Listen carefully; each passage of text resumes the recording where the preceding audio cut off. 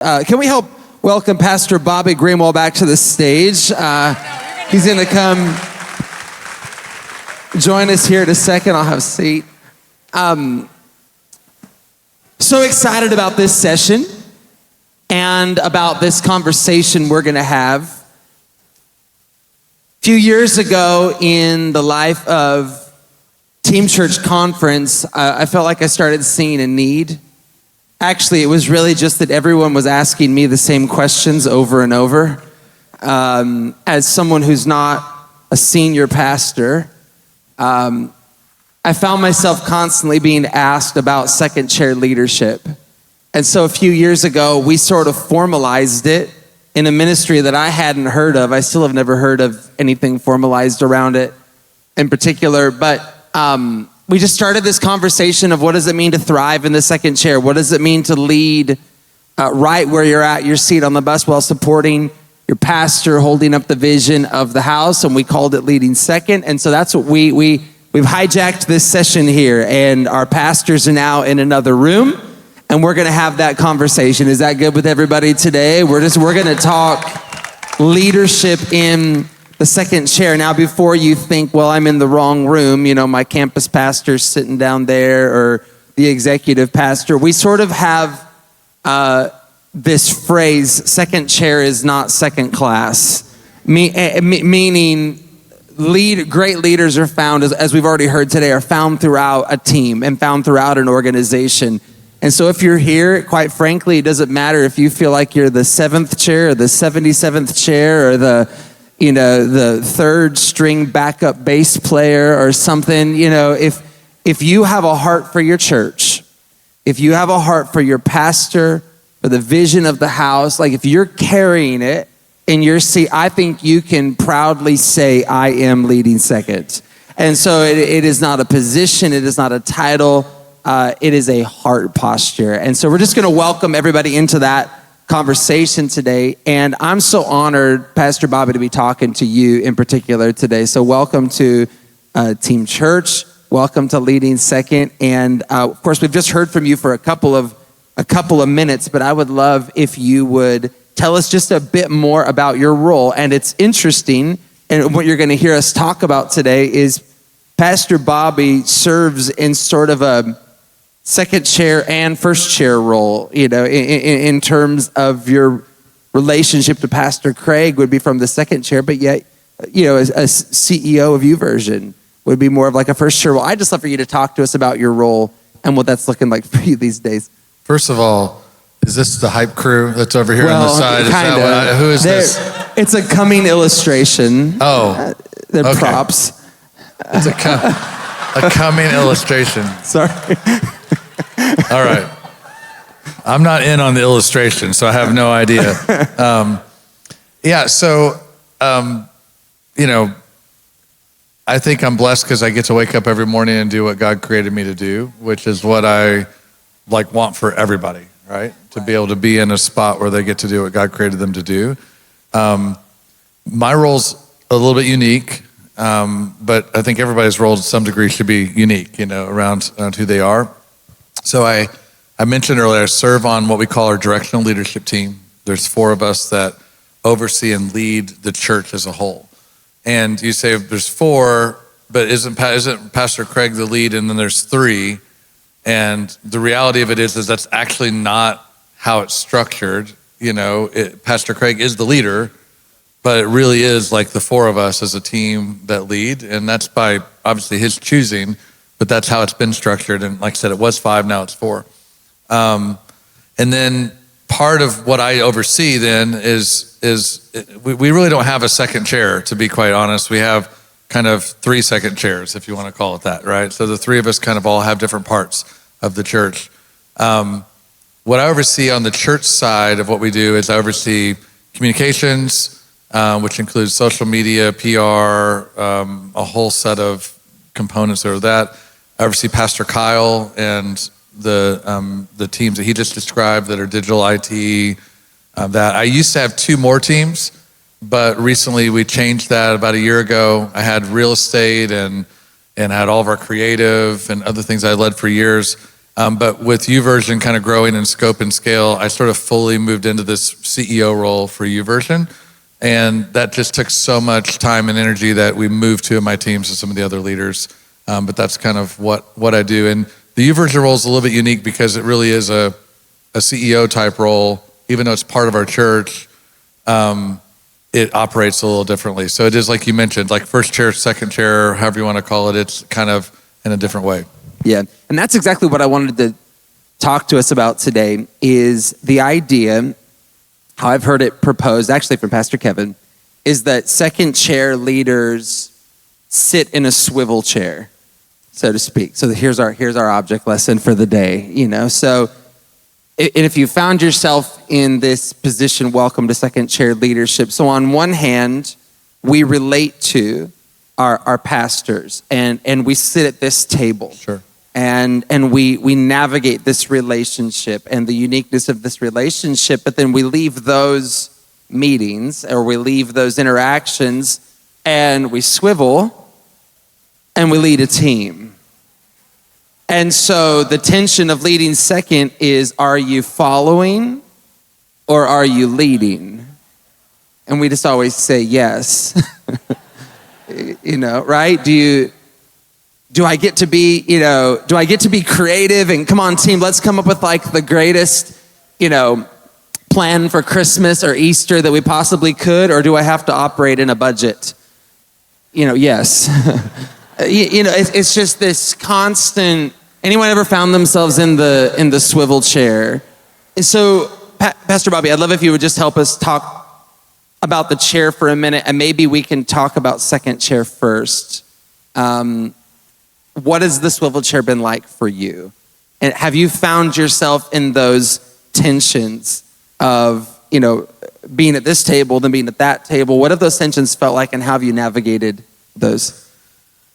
First of all, it's first I've heard of the analogy, so I think it's great. So what was the question? What's my experience been? Yeah, how have you navigated the tensions of leading and following? Yeah, I think one thing I think I learned a long time ago is when I sit at the table that I sit at, that I'm not there to represent my teams. Like I'm not like the union rep that's at the table or the role. Because I think sometimes it's like, I think that people feel like my job is to like fight for it. It's like, no, I'm there to fight for all these guys over here. I'm there because I'm one of the leaders of the church. Yeah. And I'm supposed to be thinking about the church, you know, and my teams are there to help serve the mission of the church, right? So it doesn't mean that any concerns that my teams have don't matter. It doesn't mean that at all, but it just means my posture isn't to be a voice at the table for my teams. And I think that's a leadership development thing that I think people have to learn, because when you first become a leader, a lot of people think, well, I'm here to advocate for my team, but the higher you get in the organization, the less it becomes about advocacy and the more it becomes about leadership, about leading, the church. And in many ways, I'm a buffer. I don't know if the swivel chair is the right analogy, or like a whole lot of padding between the senior leader and the rest of the organization, not to make sure that his voice is muted, but to give him a place where he can be him, and to understand sometimes even what he's might struggle to articulate. He's very articulate, obviously, it's Pastor Craig, but there's times even where I know him well enough to kind of know what his heart is, even when he's in a moment of frustration or when he's down or when he's whatever, that I can translate what I just heard into something that I know reaches the right outcome, for him. And I'm not trying to say I'm trying to correct him, because it's not really a correction thing. It really is a translation thing sometimes, because I understand how things can get done and how they can get done in the organization, but I have to kind of make sure I understand where he's at and understand it first. So I think buffer is great, but I think translating is a great word. And so let's talk about that for a minute. Obviously, when your pastor has a safe space to process, you're going to get the best of him. You're going to get the process, and you're going to get the wrestle. he needs to feel safe to do so, obviously. So what do you think about when you get ready to go and translate and you get ready to go, and how do you process moving from there to there?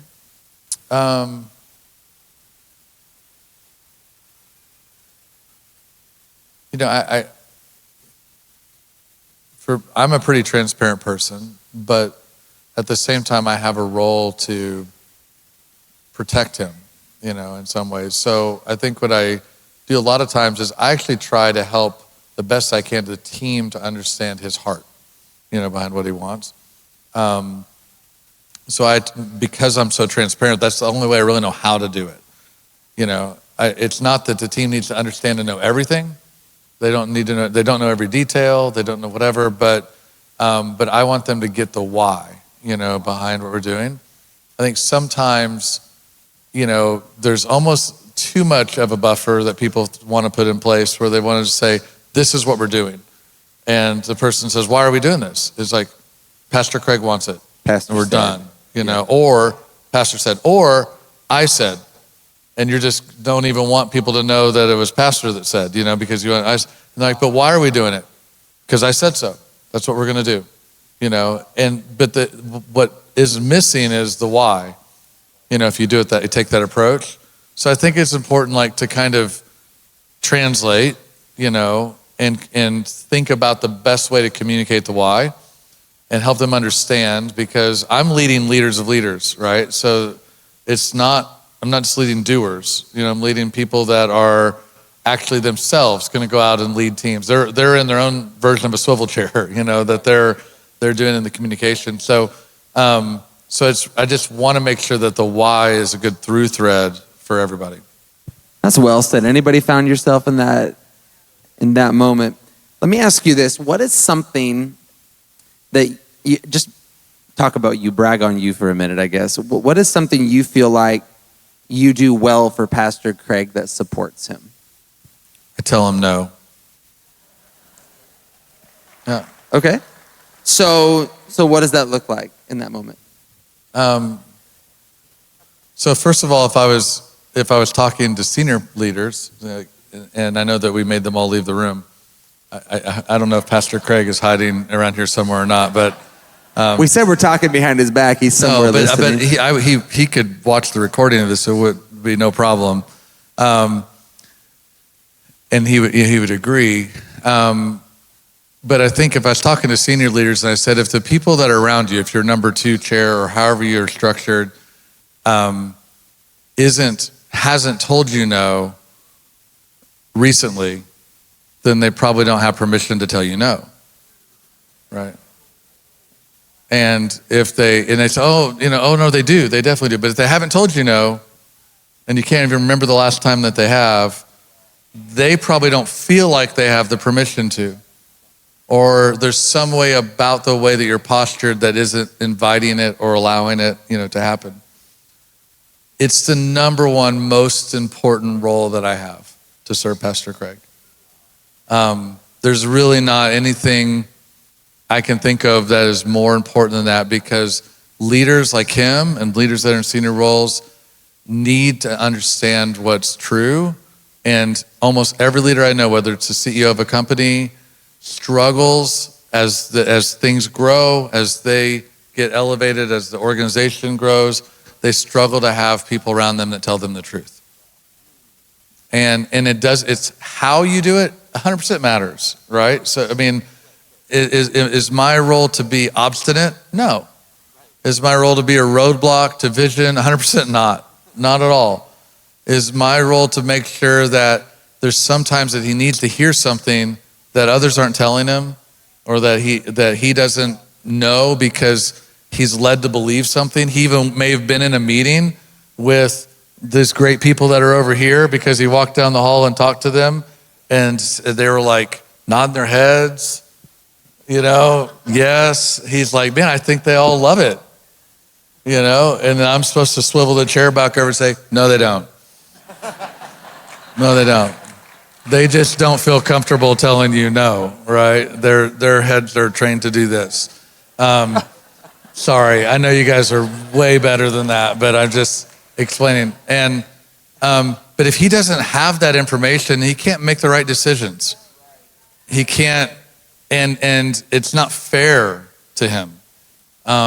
So it's with respect. It's in the right context. It's in the right conversation, not sitting here on stage or some other context or in the hallway or whatever. It's the right context. It's always done. He knows that it's done because I actually care, about him knowing that. And I would want to know that if I were him. So the comment you just made, would go to a first chair leader well. They need to have the permission to tell let's maybe talk about something for everyone in this room, and that would maybe be trust. So obviously trust is going to be major currency, a major foundation in your relationship with your senior leader. So what could a leader listening to this begin doing today to start building trust with their leader? I think a lot of times when we think about leading up, some people think that leading up is getting their idea heard or being able to affect a decision. Like that's what leading up looks like. And I learned a long time ago, in part because I was the CEO of startups, and I had a dynamic with my own team. I was like 22 years old, had no idea how to lead anything, yet I learned a ton, from it. And I kept trying to put myself in Pastor Craig's shoes because I knew kind of what it felt like to be in a small version, of his shoes. And the empathy that I would try to say, okay, if I can really imagine myself in his shoes, I'm asking myself, what does he care about right now? When I listen to him talk, what am I hearing come out of his mouth? Why is he so concerned about head count? Let me understand why. Well, it's because he actually feels the weight of that ongoing payroll, and what if things don't go well? And what am I going to have to say? I feel responsible. I feel the pressure now that we have to grow our giving, or we have to grow our whatever to do that, as an example, And so then I started to say, I think leading up really looks more like me saying, I want to understand what your top concerns are, what you care about, and then I want to bring my ideas to solve those problems, right? Not to solve my problem, or not to even solve the problem that I hear the church has, but actually solve the problem that I hear coming from you, the thing that you care about. And so then if you as a leader go to the senior leader and say, look, I've been thinking about ways we can really be more efficient on our head count. I understand and recognize how difficult of a position that puts you in and the weight that you feel carrying it. So I realized that we had some open positions, and I figured out a way we could combine two things, use a volunteer to do that. Here's kind of a new idea how we could approach that ministry. Here's something different. And it's actually going to reduce our headcount by 3. Not let anybody go, but we're just going to not have to add the 3 that we thought we were going to have to add, or whatever it is, And so immediately the leader's going, they're thinking like I'm thinking. And not just thinking, but they're bringing me new ideas, but not new ideas so they could get their idea heard, but new ideas to help me solve a problem that I'm feeling. And that's how you build trust, right? Is it starting to put yourself in their shoes, thinking the way they think. So it's really a serving up mentality, not a leading up mentality. And then, all of those things result in one day, because you're at the table, here's an idea, not because I'm trying to be heard, but it's just now the senior leader goes, I'm listening to you because I really believe that you have the best interest, like my best interest, the church's best interest at heart when you're thinking. And so I think just probably that's probably the thing I think I see the most, especially with a new relationship, a new leader that kind of comes into a role like mine. It's always I gotta be bringing the best ideas, and I want to figure out how, now that I'm at the table, how I could really help shape the direction of this and do that. It's just way too eager, not postured in humility, and is not a servant kind of mentality. I'm loving this. Leading up is serving up. Yeah. And I hope everybody just caught that. Finding the greatest needs in the heart of your pastor. I would like to ask you about this interesting dynamic, though, and Pastor Craig actually mentioned it when he was up a little earlier, and that's that, he credited you for several of the ideas we know. We the free resources and the U version and all of that. And I know this is just kind of putting spotlight on you, but you are bringing ideas from your seat that are solving those needs. But I can imagine there's moments where Pastor Craig is out championing, we're giving away free resources and we're giving away the Bible app and we're doing this and your name's not on it in those moments. Because I think that the second chair feels that way. We oftentimes offer ideas and we offer things that we won't get credit for. Has that ever been a challenge for you to navigate, this idea is going into what we're doing, but I'm not going to get one lick of credit for this thing that we're doing right now. Has that ever been a struggle for you? I mean, yes, but Pastor Craig has been pretty generous, at trying to give me credit for things that I've been probably more than I deserve most of the time. But there are times, where it's not the right context to do that. He's on a stage and if you it wasn't inaccurate, but if you listened to it, you would presume that he did this or he thought this or whatever. He didn't say it incorrectly. He just said it without all the details, right? And you could go, well, whatever. And I've learned that it's like, I get to be a part of what I do. I didn't do any of those things for credit. I think the moment that I would try to grab credit for anything that God's done would be the moment that God stops using me, to do it. So I try to,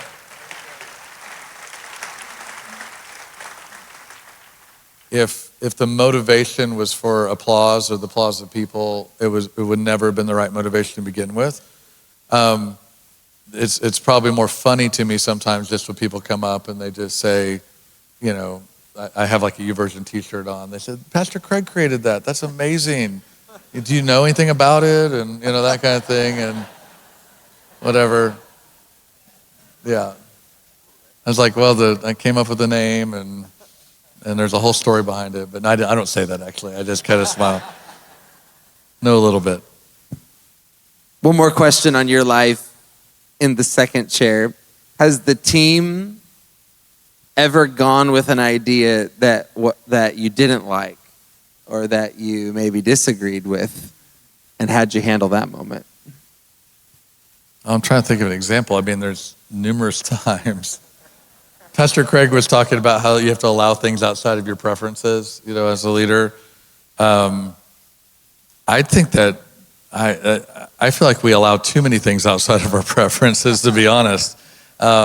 There's a whole lot, that falls in that category.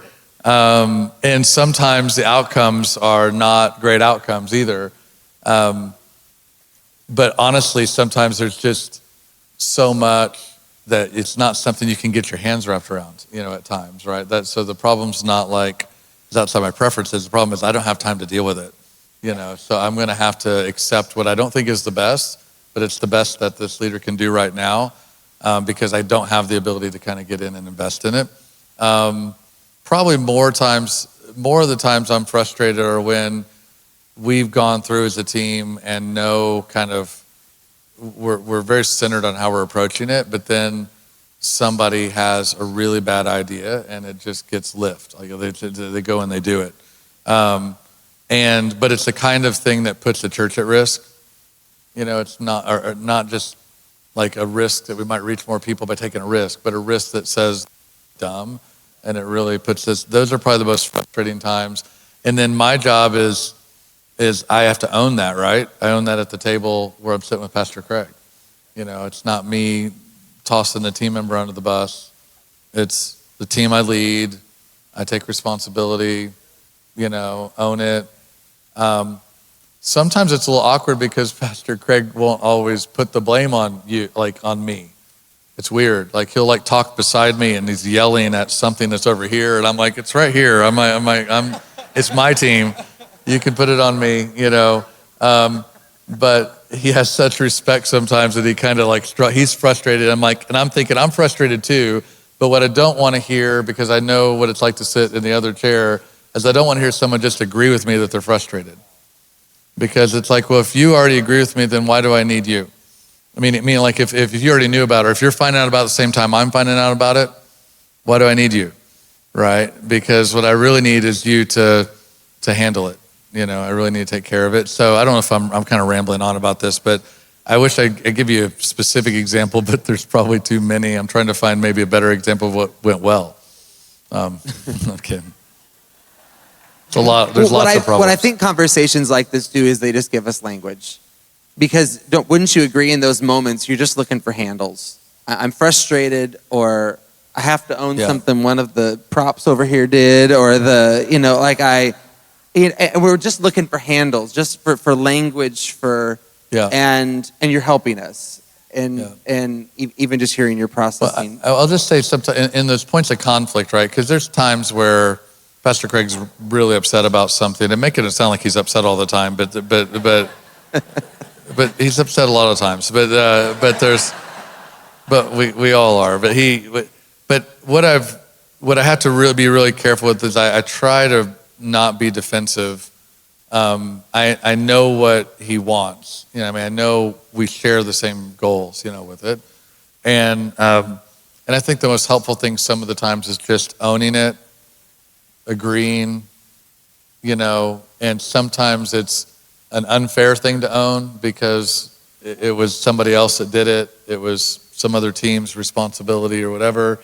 But he doesn't need to be burdened with that, right? That's part of the thing we're trying to take off his plate. Like, he doesn't need to sleuth out where it happened and what went wrong and who did it and whose team's responsible and whether it was really, something he said or whatever. He just needs to know that we're going to take care of it, completely understand, and just kind of a real straightforward, simple way of approaching it. And that usually is super effective, kind of how to handle those situations. And then I get to be the person talking to the team and figuring out how we get to the bottom of it. Right. I do have some first chair questions I want to ask you, but I have one more that I'm always fascinated in asking leaders about. In the moments where you need to recharge, how do you recharge? So, oftentimes during the week, you're going to gather frustrating moments. You're going to gather tensions. So how do you release the steam? How do you recharge to keep yourself fresh? So I struggled and still struggle, but really struggled for years with this because I was just a workaholic by nature. That's when I was an entrepreneur and had just insane, looking back, insane schedule that I had as an entrepreneur. And then my wife, who's this Thursday is our 27th anniversary.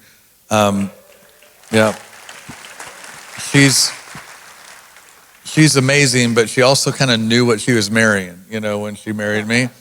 And so then when I became a workaholic with a higher purpose, when I came to work at the church, that combination was really bad because it was never expected, but it was just like, it would be an 85-hour work week before the weekend came, right? It was just like crazy hours.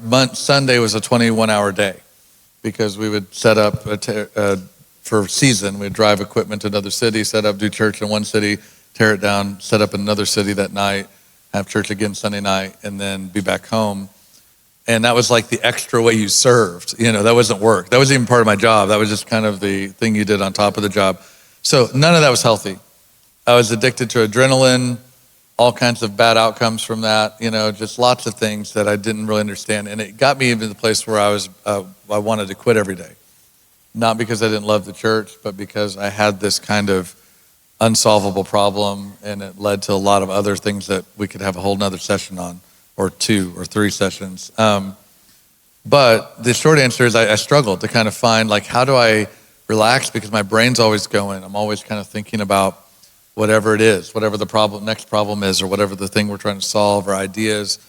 And so I really like fell into something, but it was recently. It was in 2019, and I'm a lifetime learner, so I always like to learn new things.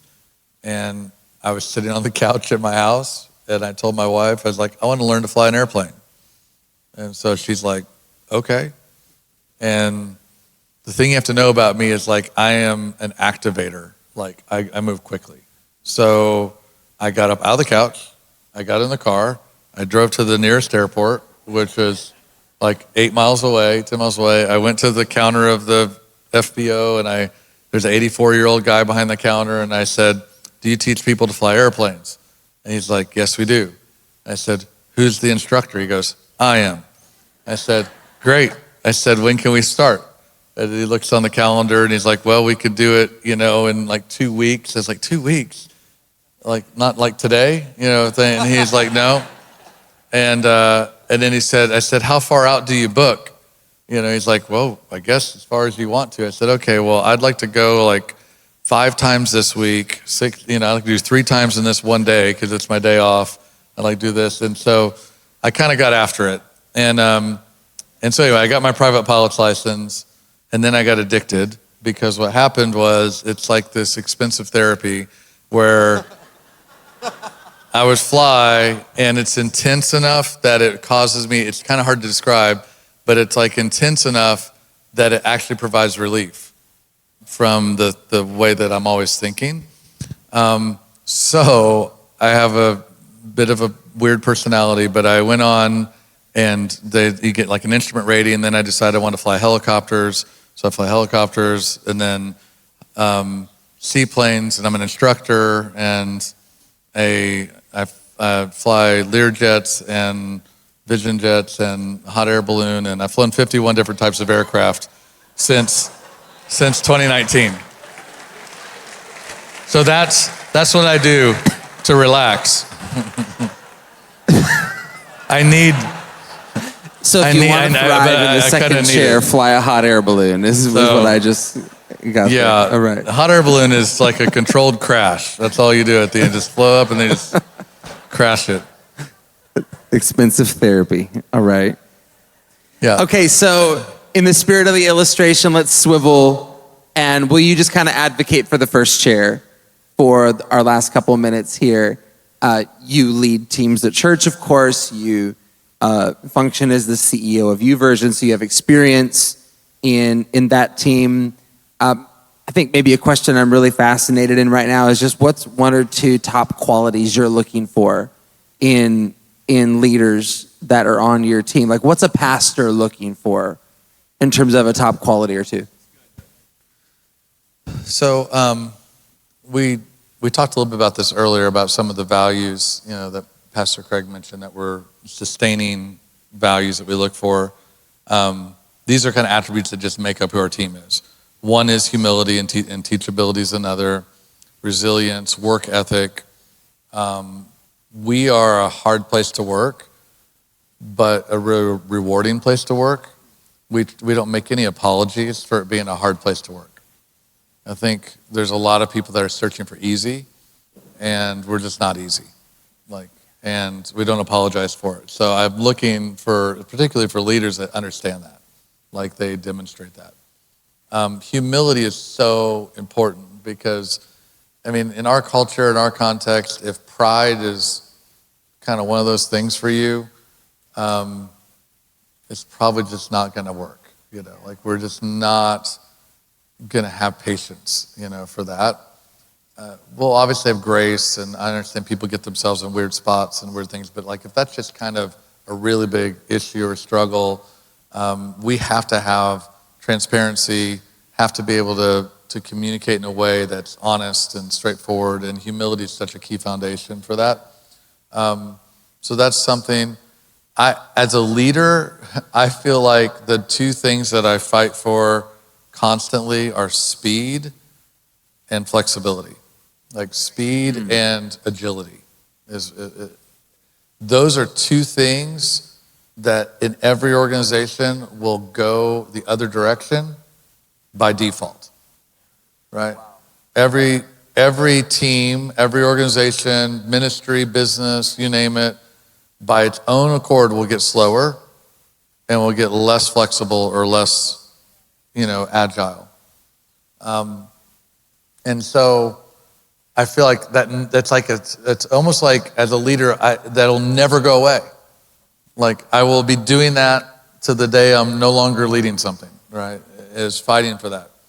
And I view it as a fight because I feel like it's literally grasping for everything that can kind of do that. It fits with what Pastor Craig is talking about of simplify processes, create margin. When he's talking about simplifying processes, that's basically what I feel like is necessary is fight for speed. So I'm looking for leaders though that, especially like leaders around me that understand that.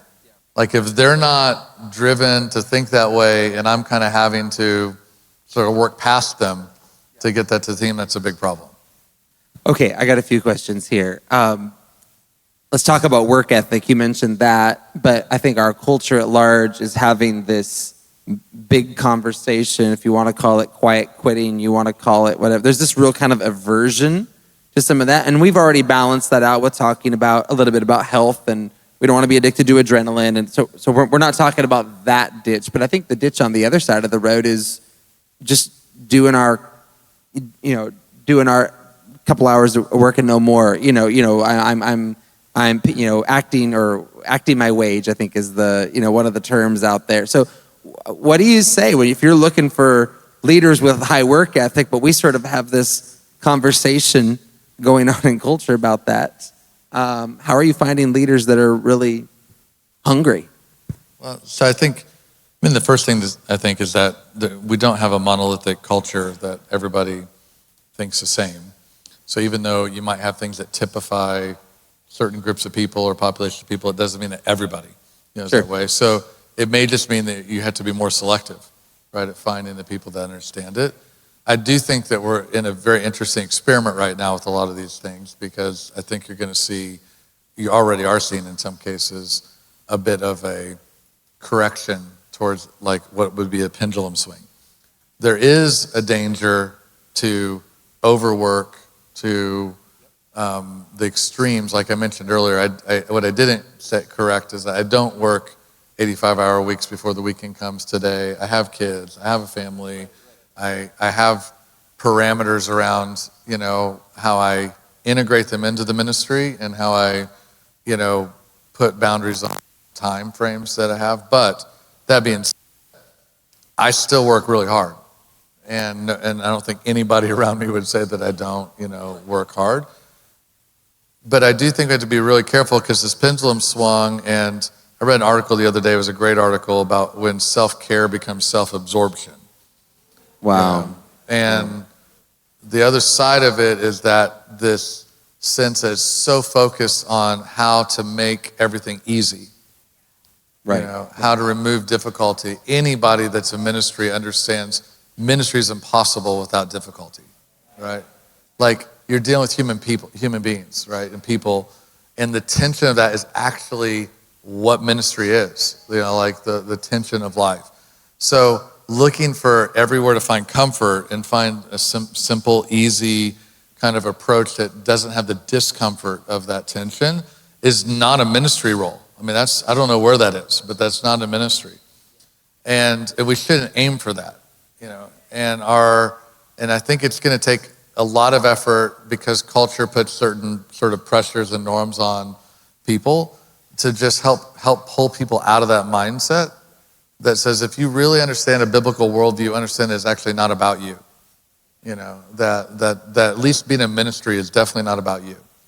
Now, the other side of the pendulum is also what we're not aiming for, right? But I think we have to be careful that everything's not just so black and white in terms of the extremes. If I'm not this, then I'm this, because that's actually not reality.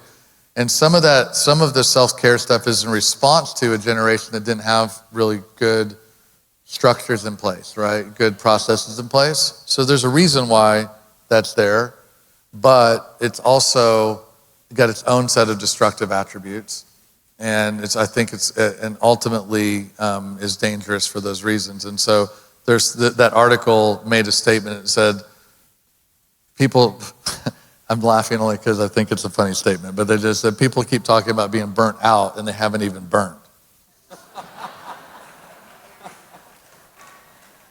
That's a word. Yeah. That's a word. It's not that's the article, so I can't take credit for it. What makes a team member easy to lead? Good question. I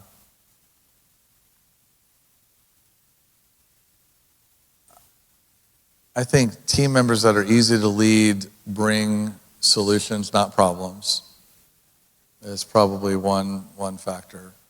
I do not, my role is not to be a referee or to be the person that brings solutions, for the leaders that I lead, They'll come and talk about a problem or they'll bring multiple solutions, but they're not coming and just saying, here's the problem. You figure it out. That makes them easy to lead. I think leaders that kind of taken the opposite of what I was talking about earlier and talking about from the perspective of the leader, I think leaders that empathize with the things that I think about are easier to lead, right? Because they at least consider. I'm not saying they have to think the same way I think. I don't want people around me that think the same way I think. I just want people that are able to at least empathize and understand the problems that I'm facing or the pressure that I feel, because I think that I think that helps me have the confidence, that they're approaching it thoughtfully. So YouVersion's interesting because we have, when I say the first seat, second seat, YouVersion's a part of our church. There's no separation between YouVersion and our church. It's always been that way, and one of the main reasons it's that way is because Pastor Craig has demanded it be that way. It's because I really have wanted it to be that way. In fact, there are numerous times in the history of it where some on the team, I'm not going to say who, it's like, would it be better if this was on its own? Or what? One person, they're no longer on our team, but they said, not because of this comment, but they just said, what if YouVersion becomes bigger than the church? And I said, not possible. And they said, why is that not possible? I said, well, if YouVersion's a part of the church, it can't be bigger than the church. It doesn't make any sense. The church will always be bigger than YouVersion because it includes YouVersion, right? So it's very much rooted in the church. So when we're talking about first chair, second chair, I don't want to create any confusion. There is no separation, right, between YouVersion and the church. But Pastor Craig's a very empowering leader. YouVersion wasn't his idea. He didn't actually even use YouVersion at the beginning. He may not remember that, but I do. But a Bible impacted his life. And it's a story that we didn't even realize until later how a Gideon Bible, free Bible handed to him actually radically changed his life, which God used. And then obviously we're all here talking about this today because of that, or I'm here talking about this because of that. And so there's no denying that the Bible had the impact. It's just now he's like the biggest champion for the fact that we as a church get to do this, right, for others. But it wasn't his idea. The way we lead it, the way we grow it, the strategies behind it, it's not something that he does. Do I ask him for advice? Absolutely. But I ask the peers for advice and he speaks into it. But that isn't that's not his role and that's not what he wants to do. So in that regard, I am the CEO, like the actual title and the function for YouVersion. So the vision behind it, the direction we're going, all the things that go with it. And the way it's a little bit unique in our church is even though it's fully a part of the church, now with where we're going with it, I'm responsible, or our team's responsible for funding it. And so it's not like when you think about most of your churches, or even the rest of our church, everybody's managing the expense budget. Like, what's the expense budget for the youth department? Or what's the expense budget for the missions team or the whatever, right? And you're proposing a budget and you're managing the budget. You're responsible for the budget. But you're usually not responsible for the revenue, for raising it, right? You're maybe collectively as a church, giving and those kinds of things, but not the team point on that. So that's one way that YouVersion is a little bit unique. And it's not like this year, it's $40 million. And in a couple years, it'll be $100 million, the rate at which we're trying to grow it. And it's a team of 170 people. And that's growing, quickly. So it's got its own dynamic. And so it's obviously something God's doing. There's no question about it. I would never take credit for it. It's 100% of God's story, no doubt about it. It's impossible for me to take credit for it. But I do carry responsibility in leading it. And if you can just process with empathy what I just described, you'll realize that I have 170 people that are buying into this vision, and their families are. And they move from all over the country. My COO took a $2 million pay cut to come be the COO and moved in February, lives 2 doors down from my house. He's all in, right? So the decisions I make, the choices that the direction that we lead, it carries weight, right? There's a heaviness to it. And the revenue that, I know God always provides his resource to his vision. I know that 100%. I've never had doubt in that before. But there's still a gap between 40 million and 100 million, right? It's a little bit of a gap. There's still something that has to happen, right, for that to happen. And if it doesn't happen, then what happens, right? Now, I have the faith to believe it's going to happen, right? But the human side of you still feels the what happens if it doesn't happen, consequence. Or what happens if this month and next month and the month after that giving's down for unexplainable reasons. Everybody's working hard. Everybody's doing the right things, but it's not. There's donor expectations. There's all kinds of things, right, that come with it. And so I share all that not for only for the purpose of taking and translating that just to what we were talking about for Second Chair, to say that your ability to kind of just jump into that mode, to think about that from the senior pastor's perspective. It could be everything from the new building programs over budget, or there's some issues going on with the elders or the board and there's tension, or there's somebody that was a part of the church for 30 years and they're devastated because you chose to speak on some topic that they thought was that they heard a conspiracy theory about or whatever, and the pain that it feels because, it's like, well, it's just one person, what's the big deal, pastor, and it's like, yeah, but that was somebody that was my life group, and that was somebody that, whatever, those things. So the more we can do that, all that does, first of all, just make us great pastors, right? Because we would do that for anybody. But being a great pastor for our pastor, and how we understand and empathize it. Every single thing that comes from that point of empathy about how we make decisions and the ideas we have, I'm telling you, that's the key. This has been a really rich conversation today. I think you all would agree. And I'm just going to ask you one final question to land the plane. I love perspective like this. If you were to go back all the years in ministry, so congratulations, by the way, on 22 years on team today. Sounds like it was more like 25, but if you were to go back those 22, 25 years and knowing now what you know, what would you tell that young guy starting out in ministry that was going to navigate through Second Chair? What's one piece of advice you would give to that leader? I would tell the 23-year-old version of me absolutely nothing, because the 23-year-old version of me would have screwed everything up if he knew what God was going to do in advance. Because so much of what God did in me, he did through the process, right? Through the ups and the downs and the parts where I wanted to quit and what I learned about myself, in those moments, that I would be afraid that the 23-year-old version of me would somehow try to skip those things and sort of jump to the end. So I think, my advice was really, honestly, fortunately, where God had me at 23, even though I was ambitious and not lacking patience and all those things, I still had this posture of I just want to know where God wants me today. I want to do what God wants me to do now. And if all I can do is hear God's voice, it's how I came into ministry, right? Like I wasn't on a path to come into ministry. I was on a path to start more companies. And even how I started companies, if you knew me, was also not my path. But each of these pivots where God was one of these God moments where God directed me to do something unexpected. And my role was just to hear it and to do it, right?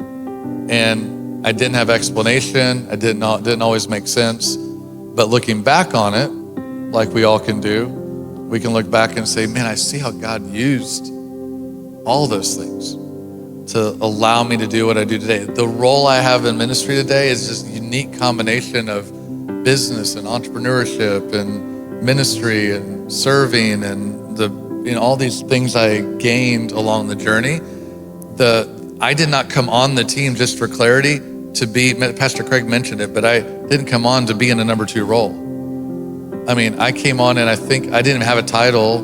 The first responsibility I had, they assumed that I understood IT, even though I'm actually a finance guy. That's my background. I've never written a line of code, but because I had ran tech companies, the presumption is, well, he must know how to run computers. And so I was like, well, we had no computers. We had no shared printer. We had no network. We had no website. We had no nothing. And it was after the .com bust, which meant we should have had those things, back then, because we were way behind. But my job was that, so, the first people that saw me working, one of the guys goes, is he the IT guy? That was kind of, which I could have taken insult to that, because not that there's anything wrong with being the IT guy, but I was not the IT guy. I was just someone there to solve a problem. The point was, I came in that posture and I didn't know what God was gonna do. I didn't come on to be Craig Groeschel's right-hand guy. Craig Groeschel, he actually didn't hire me. He said he did. He didn't hire me. Jerry Hurley hired me. And Craig Groeschel, he would tell you this, but he said, I didn't even see greatness in Bobby when he came on. And that's not a knock to him. It was just, the point was, I wasn't coming even because Craig Groeschel asked me to come. I was coming because God called me, to be there. And whatever role that meant, whether it was IT guy or starting new campuses or whatever the journey is he took me on, that my responsibility was to just be present where God wanted me to be, doing what God called me to be. And God did more than I ever could have imagined when I stepped into that. I know I went way over your time. I'm sorry. No, it's okay. Will you help me thank, hold on. Will you help me thank Pastor Bobby, not just for today, but will you help me thank him for his service to the body of Christ and for all that he has done to build the church. Thank you so much. Wait, would you stay up here with me for just a minute? Thank you. We honor you.